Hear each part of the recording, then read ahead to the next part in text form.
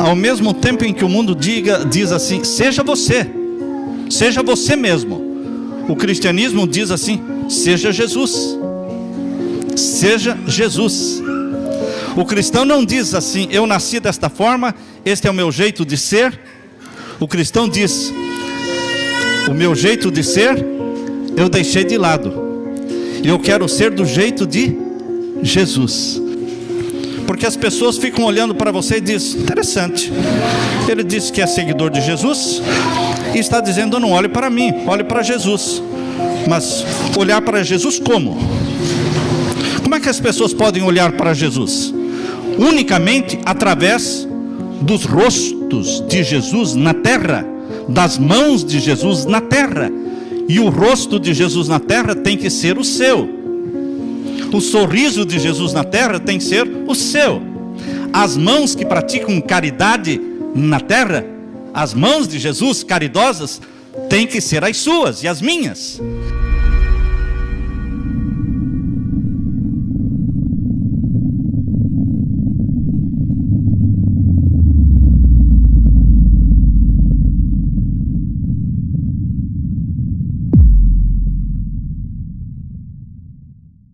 Pai Santo que estás nos céus, estamos na Tua presença nesta manhã de sábado, um dia radiante, um dia lindo, e Te agradecemos porque o Espírito Santo nos despertou nesta manhã e colocou em nosso coração o desejo e a decisão de estarmos aqui. Portanto, Pai, continua derramando sobre nós o Espírito Santo para entendermos Tua vontade, Teus planos, Tua missão para nós nesta terra. Abre a nossa mente, conforta os corações que estejam tristes, cura os enfermos do Teu povo e alimenta aqueles que estão famintos da Tua palavra.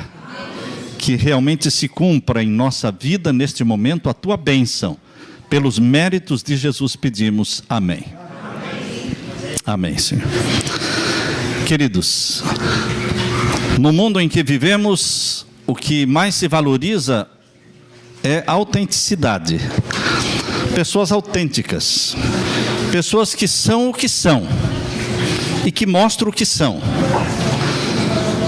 Mas eu queria dizer para vocês nesta manhã que o cristão autêntico é aquele que não é ele.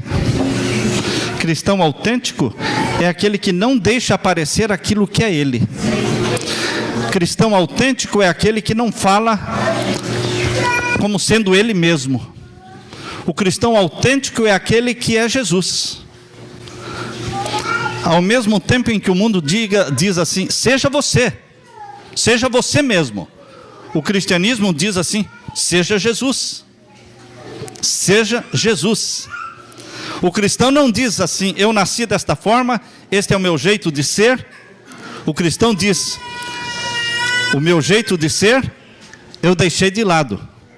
E eu quero ser do jeito de Jesus. Ser do jeito de Jesus.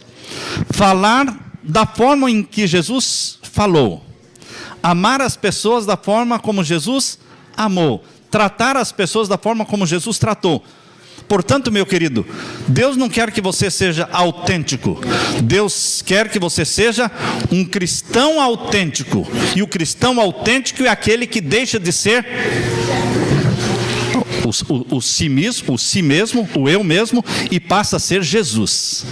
Semelhante a Jesus, mais parecido com Jesus. Dia a dia. Eu quero que vocês leiam agora comigo o que está em Mateus capítulo 5. Ao mesmo tempo em que a palavra de Deus diz que aquilo que a mão esquerda faz, a mão direita não deve saber. A Bíblia diz isso, não é? Ao mesmo tempo, a Bíblia também fala outra coisa, que está em Mateus capítulo 5. Vamos ler a partir do verso 13 até o verso 16. Capítulo 5 de Mateus, versos 13 até 16. Vós sois o sal da terra. E se o sal for insípido, como se há de salgar? Para nada mais presta senão para se lançar fora e ser pisado pelos homens. O mesmo Jesus que disse, o que a tua mão esquerda fizer, que não saiba o quê? A mão direita. o mesmo Jesus está dizendo: vós sois o sal da terra. Mas o sal da terra não tem como passar despercebido. O sal, onde ele é colocado, ele aparece, ele dá sabor, ele se faz sentir. E agora o verso 14 diz: vós sois a luz do mundo. Não se pode esconder uma cidade edificada sobre um monte, nem se acende a candeia e se coloca debaixo do alqueire, mas no velador, e dá luz a todos os que estão na casa. Assim resplandeça a vossa luz diante dos homens, para que vejam o quê? Vejam as vossas boas obras e glorifiquem ao vosso Pai que está nos céus. Vejam que o mesmo Jesus que disse que aquilo que a tua mão esquerda fizer, que não fique sabendo a mão direita. Isto quer dizer que nós não deveremos ficar tocando trombeta, nós não devemos ficar publicando as nossas boas ações, mas ao mesmo tempo as nossas boas ações vão aparecer, as pessoas vão vê-lo como um representante de Jesus na terra, as pessoas vão olhar para o seu rosto e vão ver o seu rosto como um rosto de Jesus. Como diz a Bíblia lá em Atos capítulo 6, que quando olharam para o rosto de Estevão, viram que o rosto dele era o rosto de um anjo. Abra sua Bíblia em Atos capítulo 6. Atos capítulo 6, lendo sobre a experiência de Estevão, quando diante dos seus acusadores, o rosto de Estevão brilhava como o rosto de um anjo. Capítulo 6 de Atos e o verso 15. Capítulo 6 e o verso 15. Então todos os que estavam assentados no conselho, fixando os olhos nele, em Estevão, viram o seu rosto como o rosto de um anjo. É impossível viver em comunhão com Jesus, refletindo a glória de Jesus e não ser percebido. Todos perceberão. É impossível esconder uma luz, ela vai aparecer. E queridos, toda boa ação, toda boa obra, todo ato de caridade, mesmo que sejam feitos no anonimato, sem que as pessoas percebam, mesmo que as boas ações estejam longe dos holofotes e que não sejam publicados na televisão ou nos jornais, mesmo assim as pessoas verão diferença em você e perceberão que você é um representante de Jesus na terra e que o seu rosto é um rosto como o rosto de um anjo, para que vejam as vossas boas obras e glorifiquem o vosso Pai que está nos céus. Portanto, o povo de Deus é um povo de boas obras, é um povo luz, é um povo sal, que se faz sentir na vizinhança, onde estiver. Pode ser que você esteja morando há muitos anos num bairro, num lugar, e as pessoas ainda não tenham descoberto a sua religião.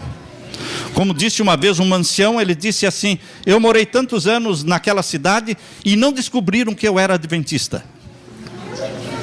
Sabem por que não descobriram que ele não era, que ele era um adventista? Porque ele não era um adventista. Ele não era. Como pode alguém trabalhar numa fábrica, viver numa cidade tanto tempo e não descobrir uma religião dele? É porque ele não praticou a religião. É impossível esconder a luz, é impossível esconder o sal. Eu li no livro do padre Sérgio Zanella, na página 13, o título do livro é A Igreja Traída. Este padre disse o seguinte: estou à procura de Cristo e não o encontro. Quanto mais eu entro no meio eclesiástico, mais me perco e menos possibilidade de encontrar Cristo vejo. Onde estará Ele? Onde Cristo se escondeu?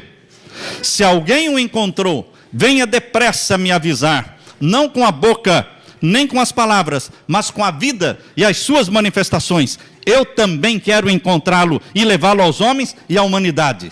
Estou à procura de Cristo. As pessoas estão à procura de Jesus. Mas os cristãos dizem assim: não olhe para mim, não sou exemplo para ninguém, olhe para Jesus. Isto não funciona. Isto não funciona.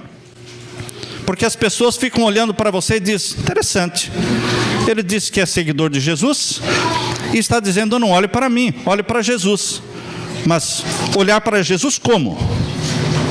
Como é que as pessoas podem olhar para Jesus? Unicamente através dos rostos de Jesus na terra, das mãos de Jesus na terra. E o rosto de Jesus na terra tem que ser o seu.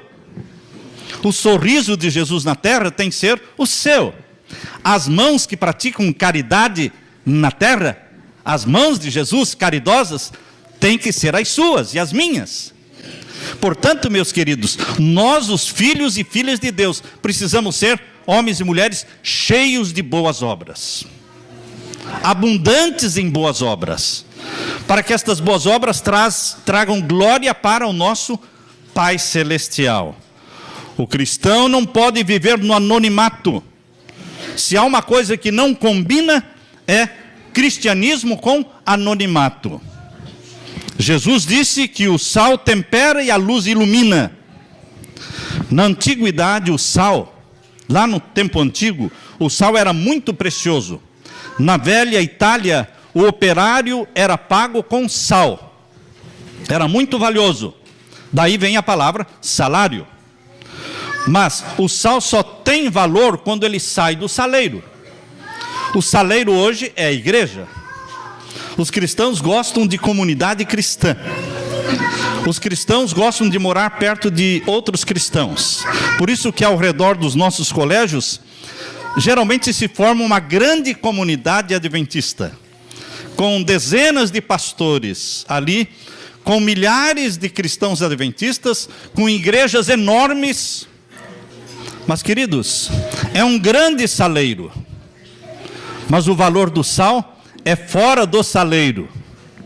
Por isso, de vez em quando, Deus dá uma sacudida no saleiro, para que o sal caia fora do saleiro. Quando o sal não sai do saleiro por vontade própria, Deus o faz por conta dele. Ele dá uma sacudida no saleiro e espirra sal por todos os lados. Deus manda perseguição. Deus manda tragédias. Deus permite tragédias para que o sal saia do saleiro e faça a diferença. No tempo de Jesus, no primeiro século, Deus sacudiu o saleiro através da perseguição que veio sobre os cristãos em Jerusalém. No livro de Atos diz que a perseguição fez com que os cristãos fugissem de Jerusalém e se espalharam pelo Império Romano, foram para terras longínquas levando o evangelho do nosso Senhor Jesus. Só assim. E no século 17, Deus trouxe os cristãos que estavam acumulados na Europa, trouxe-os para um mundo novo, chamado Nova Inglaterra, chamado Estados Unidos da América do Norte. Os peregrinos que vieram fugindo da Europa, vieram fugindo da perseguição e fundaram então um país protestante, não é? Um país sem rei e uma religião sem papa. Assim nasceu os Estados Unidos da América do Norte, mas porque Deus sacudiu o saleiro e fez com que eles viessem para um novo mundo. E também na igreja adventista, quando ela surgiu ali no estado de Michigan, nos Estados Unidos, os cristãos adventistas se acumularam numa cidadezinha que até hoje é uma cidade pequena. Cidade de Battle Creek. Battle Creek, ali tinha a editora, a Casa Publicadora Adventista, ali tinha a Associação Geral da Igreja Adventista, ali tinha o Hospital Adventista, ali tinha uma grande igreja, enfim. Ali era uma cidade que transbordava de adventistas. Mas também o mexerico corria solto. Muito mexerico, muito disque-disque. E Deus queria que o seu povo saísse de Battle Creek e se espalhasse pelo mundo. Mas eles não queriam sair. Então Deus enviou um fogo que queimou a Casa Publicadora de Battle Creek. Que o povo ficou assustado, mas continuaram ali. Então Deus mandou outro fogo que queimou o Hospital Adventista.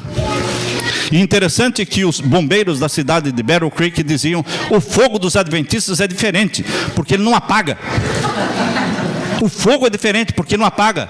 Pode jogar água, porque era um fogo por ação divina. Mas mesmo queimando o hospital, os adventistas permaneceram ali. Então Deus mandou um outro fogo, queimou o tabernáculo, queimou a maior igreja. Finalmente, eles decidiram tirar a Associação Geral dali para outro lugar. E então os adventistas começaram a sair de Battle Creek. Queridos, Deus precisa sacudir o quê? O saleiro. Para que você saia pelas ruas, pelos bairros, levando as boas novas da salvação. Deus usa estratégias para espalhar o sal. Eu conheço 2 Martinhos. Martinho Lutero, que todos conhecem. Quem não conhece, quem já não ouviu falar de Martinho Lutero? O leão da Reforma Protestante, aquele que pregou as 95 teses na porta da igreja de Wittenberg, na Alemanha, aquele que fundou a Reforma Protestante. Por isso somos chamados protestantes, porque nós protestamos contra os erros da igreja de Roma. 95 teses protestando contra os erros da igreja de Roma. Martinho Lutero se tornou famoso, mas existe outro Martinho chamado Martinho de Basileia. Martinho de Basileia cria da mesma forma como Martinho Lutero cria. Tinha a mesma fé, justificação pela fé. Só que Martinho de Basileia tinha medo de falar. Ele também foi preso, Martinho de Basileia. E na prisão, quando ele foi questionado sobre a sua fé, ele negou a sua fé. Mas encontraram na prisão de Martinho da Basileia, encontraram no meio da parede, no meio das pedras, dos tijolos, eles encontraram papéis, e quando pegaram esses papéis, viram ali escrito a sua fé. Ele escreveu, como Martinho Lutero escreveu, ele também escreveu. Só que Martinho Lutero pregou na porta da igreja de Wittenberg, e Martinho de Basileia colocou nas frestas e nos buracos da parede da prisão onde estava. Por isso ele foi liberto, ele foi solto, não foi condenado, porque negou a fé. Não é para você colocar a sua Bíblia dentro de uma gaveta, mas deixar que a Bíblia brilhe, e abra a Bíblia nas casas, nos lares, invada os lares. Ofereça-se para estudar a Bíblia com as pessoas, mostre quem é Jesus. Seja um Martinho Lutero moderno. Nicolau Copérnico preferiu que somente depois da sua morte fosse publicado o seu livro revolucionário, naquela época, porque ele ensinava que o Sol, a Terra girava em torno do Sol, que o Sol estava no centro do sistema planetário. Mas ele não publicou isso. Ele disse: publiquem somente depois da minha morte. Por quê?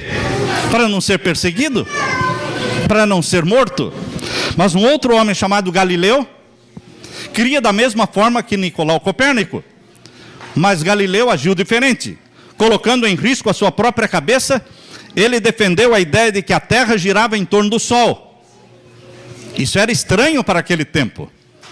Naquele tempo, os líderes religiosos acreditavam que tudo girava em torno da Terra. O Sol girava em torno da Terra, tudo girava em torno da Terra, que a Terra era o centro. Mas eles sabiam que não era assim.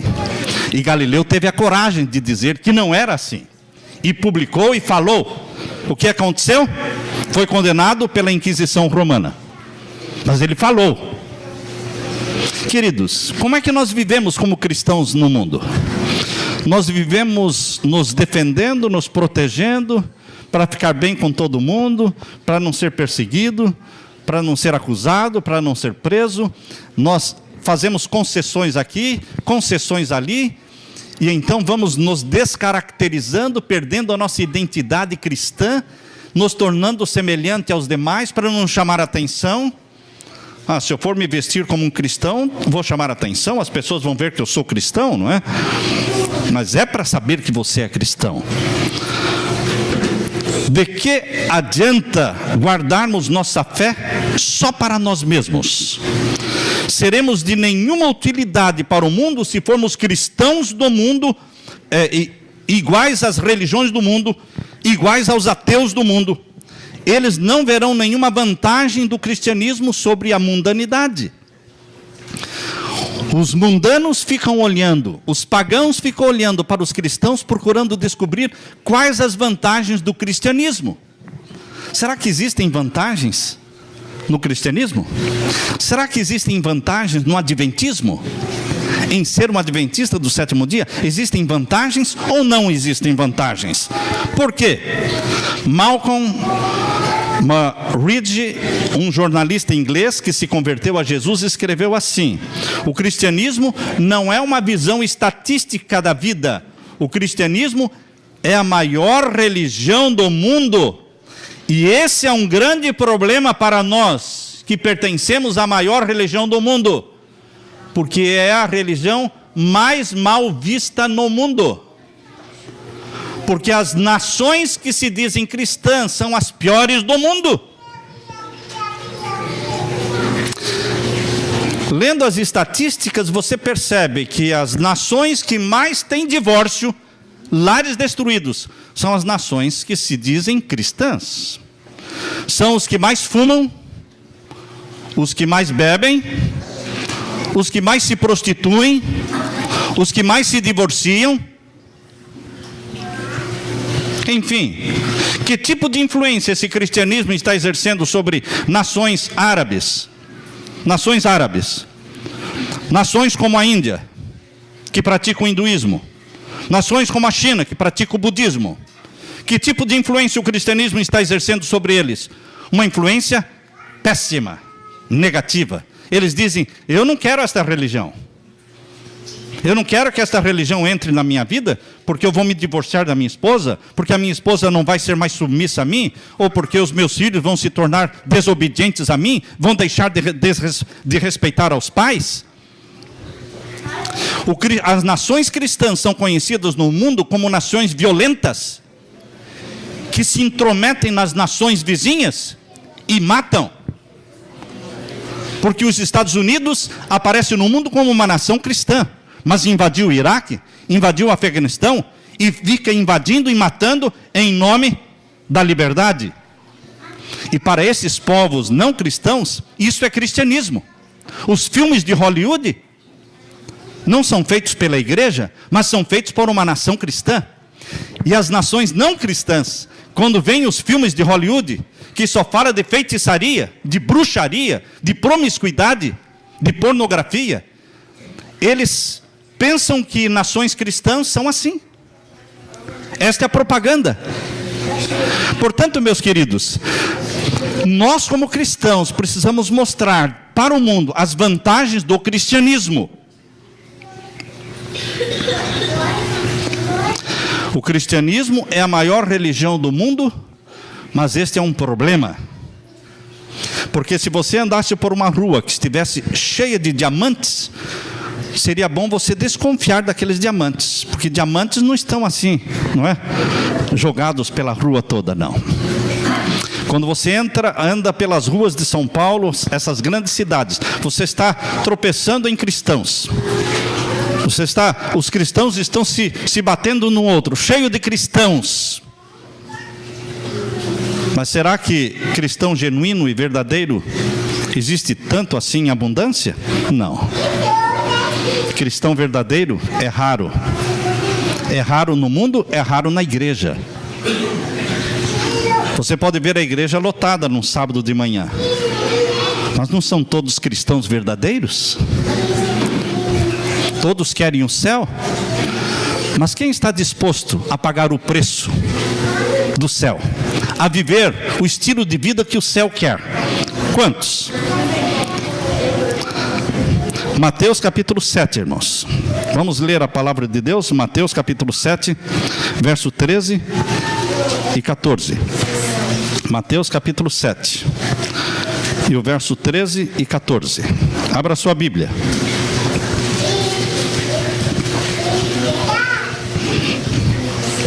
Aqui lemos: entrai pela porta estreita, porque larga é a porta e espaçoso o caminho que conduz à perdição, e muitos são os que entram por ela.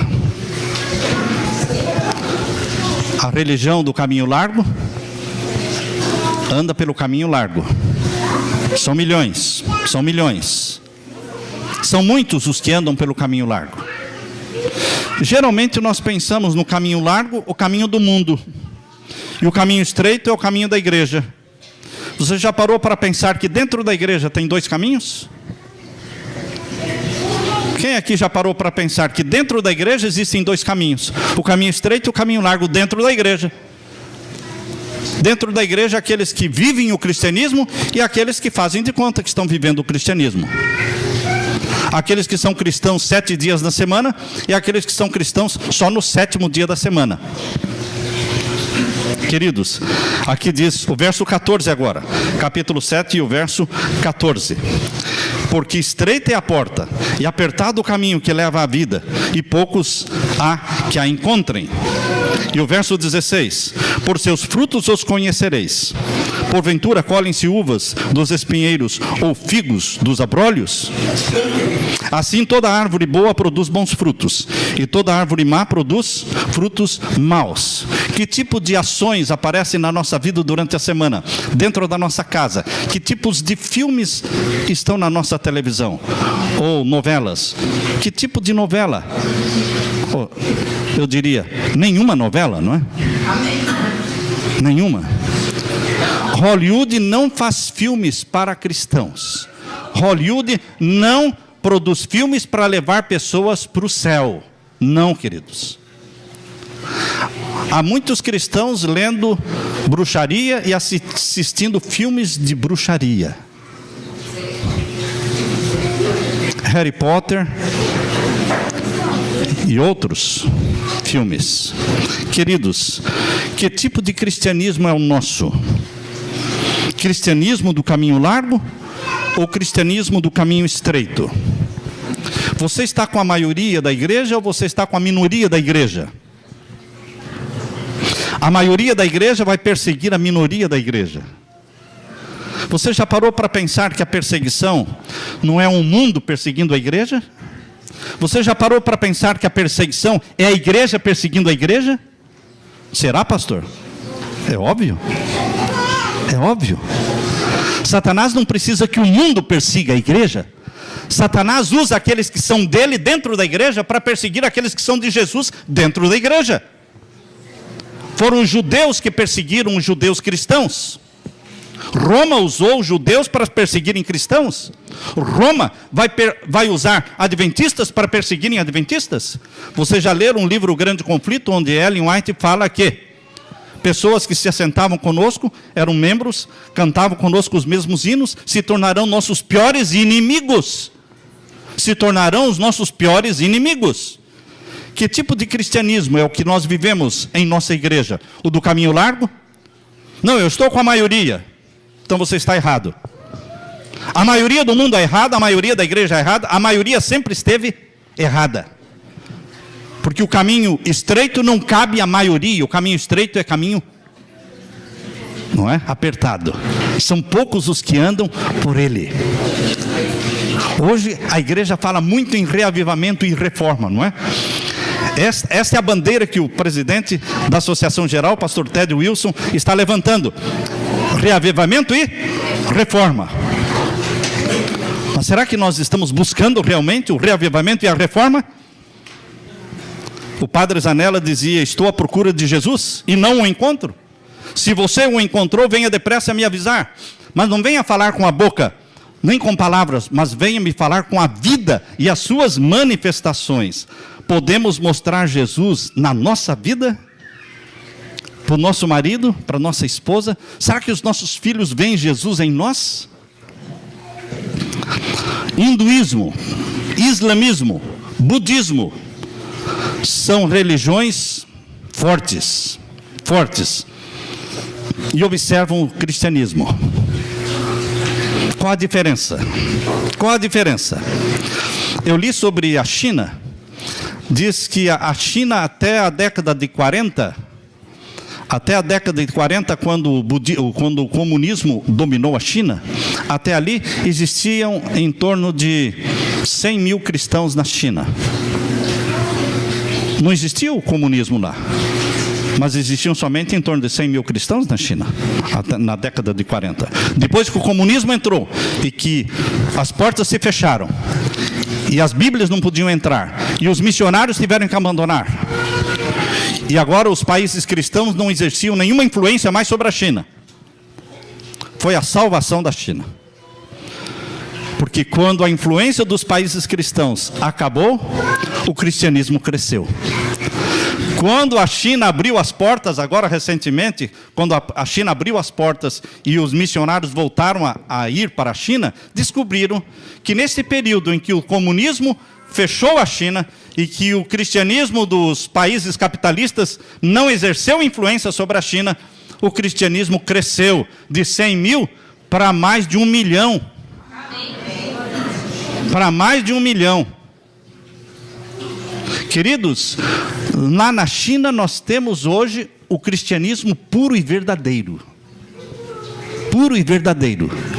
A perseguição, a dificuldade faz com que os cristãos sejam puros e verdadeiros. Hoje a facilidade que existe no Brasil, a facilidade que existe nos Estados Unidos de ser cristão, todo mundo se diz cristão, mas na realidade poucos são de verdade. O homem mais sábio da Índia, Mahatma Gandhi, disse uma vez: eu não me torno cristão por causa dos cristãos. Será que existe alguém que poderia dizer: eu não me torno adventista por causa de um adventista que eu conheci, que me roubou? Esta semana eu ouvi a história de uma pessoa que hospedou um grupo de jovens adventistas na casa, de um projeto. Queridos, o projeto Caleb é um projeto de Deus. Mas alguém que hospedou o grupo do projeto Caleb na casa, roubaram dela o iPhone, o notebook, e o que mais? Um óculos, e o que mais? Como? Cristãos do caminho largo. Cristãos do caminho largo. Nós precisamos ser cristãos do caminho estreito. Cristãos que buscam reavivamento e reforma. Reforma não diz muito, irmãos. Eu vou ser mais específico. Reforma de saúde. Isso fica mais claro, né? Reforma de saúde. Deixar os animais em paz. Dá para entender esta linguagem? Deixar os animais em paz? Parar de matar os animais para comê-los? Como dizia aquele meninozinho num vídeo que correu o mundo todo pelo YouTube, o meninozinho dizia para a mamãe: os animais eu gosto de ver eles em pé. Não é para matar os animais. Queridos, nós temos que começar a viver na terra o estilo de vida que vamos viver no céu. Porque o céu na vida dos cristãos começa onde? Aqui. Aqui. Há pessoas que estão esperando a volta de Jesus para terem o caráter transformado. Não, irmãos. Ninguém terá o caráter transformado na volta de Jesus. Ninguém. O caráter pode ser transformado hoje, dia a dia, mediante confissão dos pecados, arrependimento, buscando reavivamento e reforma. Quando Jesus voltar, a única coisa que será transformado é o nosso corpo. O corpo mortal se tornará imortal. O corpo corrupto será revestido de incorruptibilidade. 1 Coríntios capítulo 15. Mas e o caráter? Será o mesmo. O caráter é a colheita da vida. E quem constrói o caráter? Você constrói o seu caráter. Com a ajuda de quem? Do Espírito Santo. Por que com a ajuda do Espírito Santo? Porque o Espírito Santo apanha as coisas que são de Jesus e comunica para você. O Espírito Santo pega as coisas que são de Jesus e comunica para você. O Espírito Santo, ele implanta em você o caráter de Jesus, a mente de Jesus, o temperamento de Jesus. E o Espírito Santo está fazendo isso todos os dias, todas as horas, para aqueles que estão pedindo e clamando, querendo de verdade.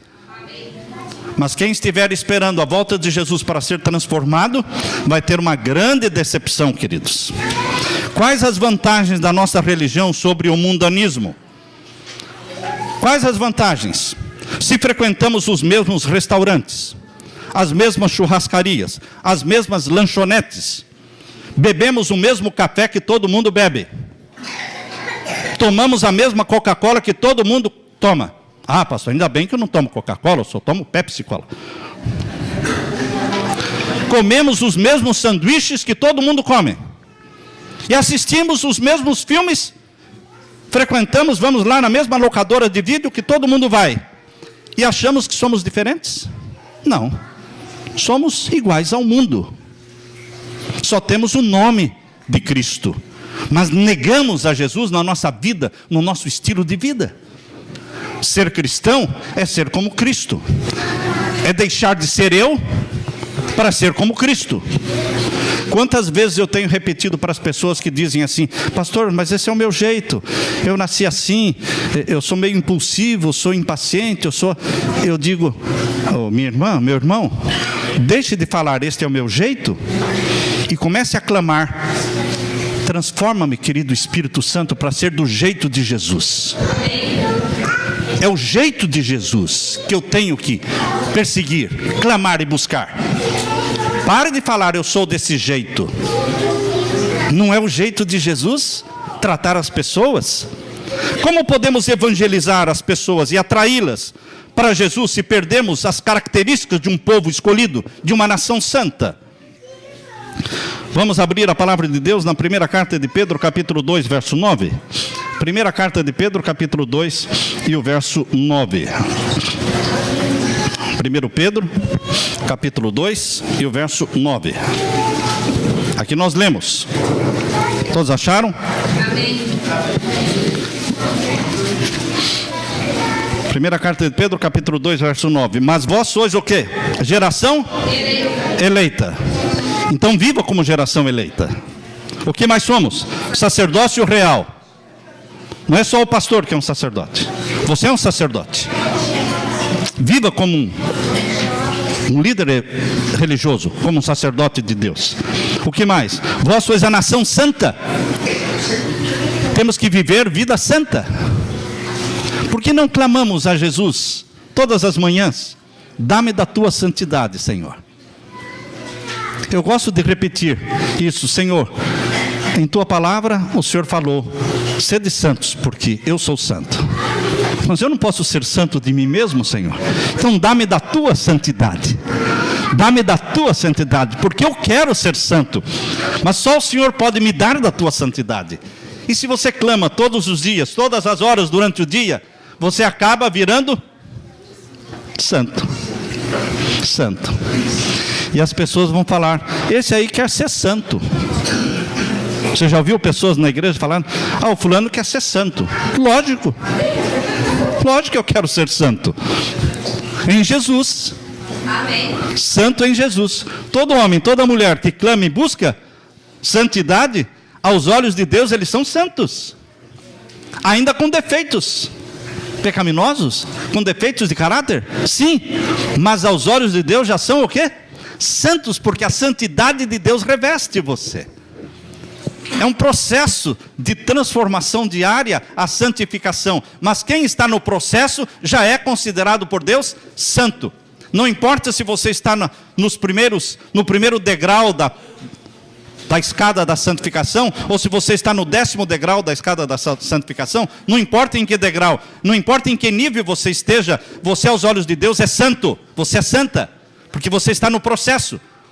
É o que você quer, é o que você está buscando e é o que você está recebendo. Vós sois geração santa, sacerdócio real. Para quê? Povo adquirido, para que anuncieis as virtudes daquele que vos chamou. Por que Deus nos faz sacerdotes, nos faz nação santa? Para ficarmos olhando um para o outro e dizermos somos santos? Não. Para cumprir a missão de Deus, para anunciar. Queridos, quando nós buscamos o poder do Espírito Santo, o batismo do Espírito Santo, para anunciar o Evangelho, isso acontece. Mas quando buscamos o batismo do Espírito Santo e buscamos santidade de Deus, para continuarmos de braços cruzados, isso não acontece.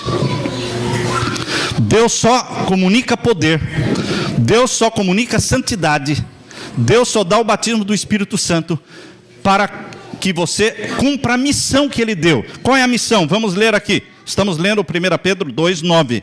Para que anuncieis as virtudes daquele que vos chamou das trevas para a sua maravilhosa luz. Temos que anunciar, temos que pregar pela vida, pelas ações que vivemos. São mais de 2 bilhões de cristãos no mundo. Todos usando o nome de Jesus. Então, por que é falso? Porque se fossem verdadeiros, não seriam tantos. Porque tantos são chamados. Para que Deus possa, entre os tantos chamados, escolha poucos. Quando diz muitos são chamados, irmãos, são muitos mesmo. Mas quando também diz que poucos são escolhidos, são poucos mesmo. Mas você escolhe estar entre os poucos escolhidos. Você que escolhe. Não é Deus que diz você não, você sim. Você não, não é Deus que exclui. Deus não faz acepção de pessoas.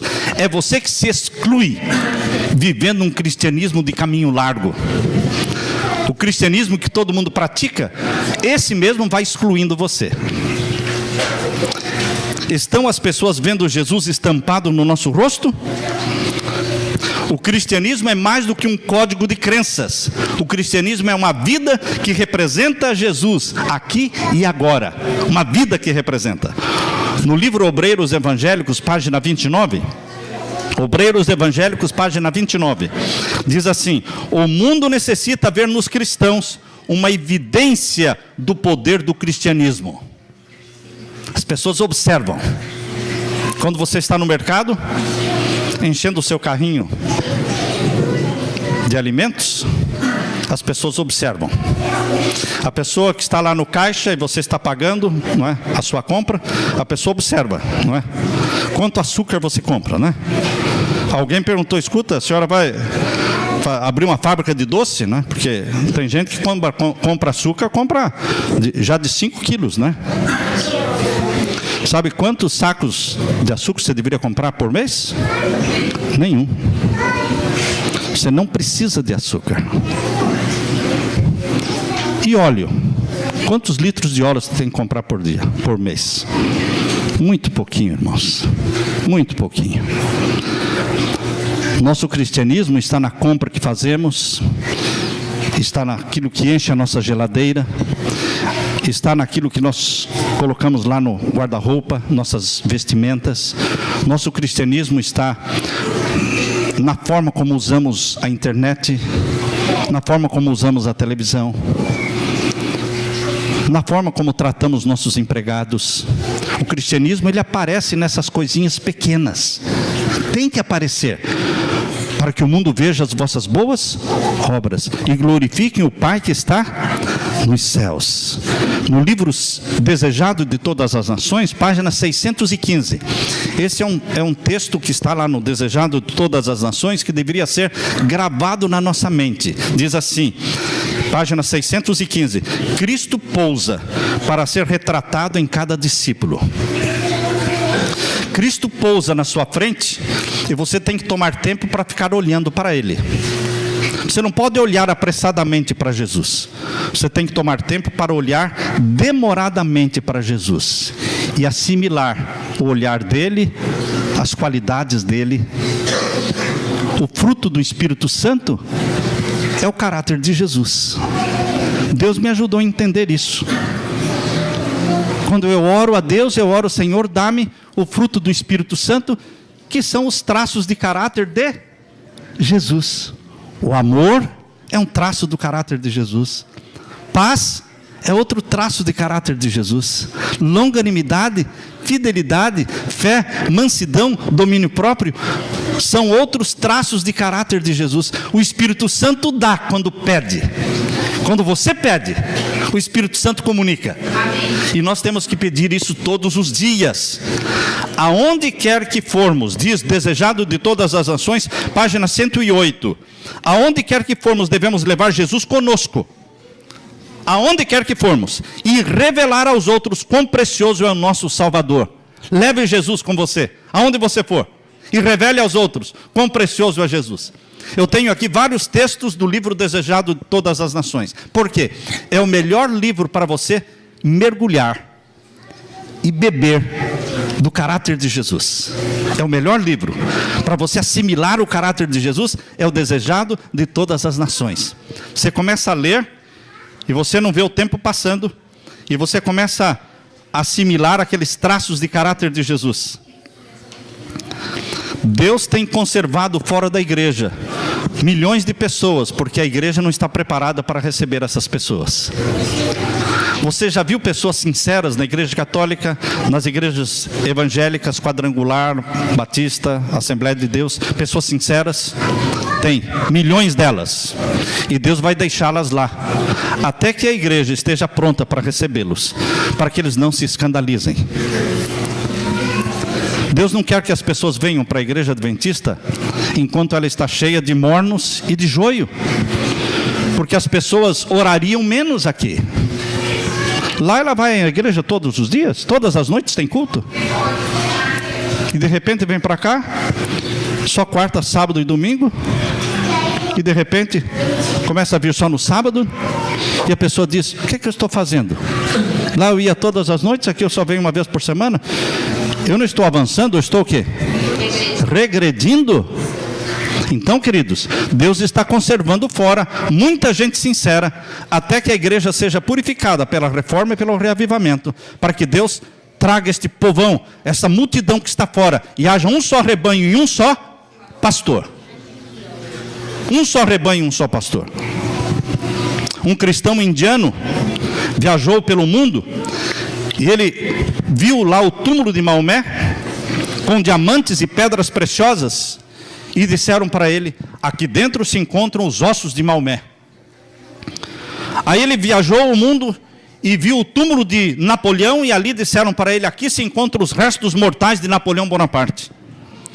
E ele diz: quando eu fui visitar Jerusalém e vi o túmulo de Jesus, verifiquei que este túmulo estava aberto e vazio. E alguém disse: ele não está aqui, porque ele já ressuscitou. Queridos, o Cristo que nós adoramos não está morto, não.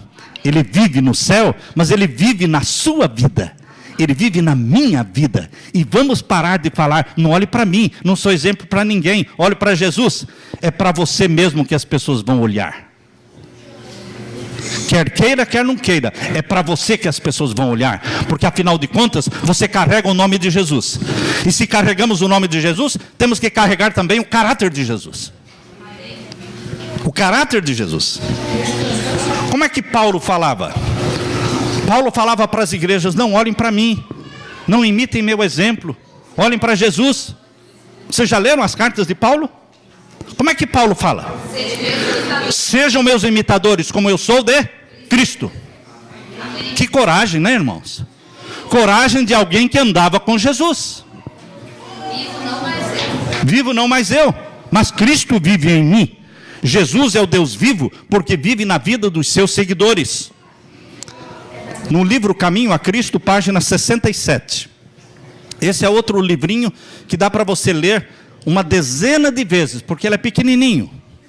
E ele é bem cristocêntrico, para você meditar na vida de Jesus. Caminho a Cristo, na página 67 diz assim: como a flor se volve para o sol, para que os seus raios brilhantes a ajudem a desenvolver a beleza e a simetria, assim devemos nós volvermos para Jesus, a fim de que a luz do céu incida sobre nós e nosso caráter seja desenvolvido à semelhança de Jesus. O girassol mantém a face voltada para o sol. Sempre o girassol está voltado para o sol. Se for desviado da luz, torcerá o caule até erguer as pétalas para os brilhantes raios solares. Assim também, todo aquele que entregou o coração a Jesus, volve-se para o sol da justiça, que é Jesus, recebendo o quê? Avidamente os brilhantes raios da glória que resplandecem da face de Jesus. Você está recebendo o sol de Jesus. Quando o caráter de Jesus, Conselho para Pais, Professores e Estudantes, página 292. Quando o caráter de Jesus for perfeitamente reproduzido pelo povo de Deus, então ele virá para reclamá-los como seus. Quando é que Jesus vai voltar? Quando o caráter dele estiver sendo perfeitamente reproduzido no povo de Deus. Por isso, queridos, que o selo do Deus vivo, que será aplicado após o decreto dominical, quando o decreto dominical for aprovado nos Estados Unidos, ele vai se espalhar pelo mundo todo, e o povo vai começar a ser selado pelo sinal da besta. Mas o povo de Deus e a multidão de filhos de Deus espalhados por todas as igrejas, eles vão se posicionar ao lado dos mandamentos de Deus. Eles vão ser selados pelo selo do Deus vivo. Só que o sinal externo do selo do Deus vivo é o sábado como dia de guarda. Mas o sinal interno do selo do Deus vivo é o selamento do caráter de Jesus em você. O caráter de Jesus será selado em você para toda a eternidade, através do selo do Deus vivo. Neste tempo, o caráter de Jesus estará sendo refletido perfeitamente no seu povo. Por isso ele vai voltar muito em breve, porque o selamento está para começar. Papa Francisco está reunindo o povo em torno de si mesmo. Viajou para Israel, esteve em Jerusalém domingo passado, e lá ele convocou as 3 grandes religiões: islamismo, cristianismo e judaísmo, reunindo as 3 grandes religiões em torno de si mesmo. E interessante que os líderes do islamismo, do cristianismo e do judaísmo estão babando, estão se inclinando, estão correndo para Roma. Os evangélicos dos Estados Unidos e do mundo estão correndo para Roma. Todos os países, todas as religiões, todos estão correndo para Roma. Este é um sinal que teria que acontecer antes que o decreto dominical fosse aprovado, irmãos. Agora o mundo começa a ser governado do jeito que o Papa quer. O primeiro ancião aqui comentou comigo que nesta semana, numa convenção do PMDB, o candidato a governador do estado do Paraná, Requião, ele disse: eu quero, se eu for eleito, eu vou governar o estado do jeito que o Papa está pedindo que os líderes governem o mundo. Quero governar do jeito que o Papa está pedindo ao mundo todo para que governem o mundo. É a nova ordem mundial. A nova ordem mundial é o mundo todo submisso a Roma. Mas o dia de guarda na nova ordem mundial será o domingo. Mas o dia de guarda do povo de Deus, que guarda os mandamentos de Deus e que vai ser selado pelo selo do Deus vivo, o dia de guarda deles é o sábado. Isso vai fazer uma grande diferença, irmãos.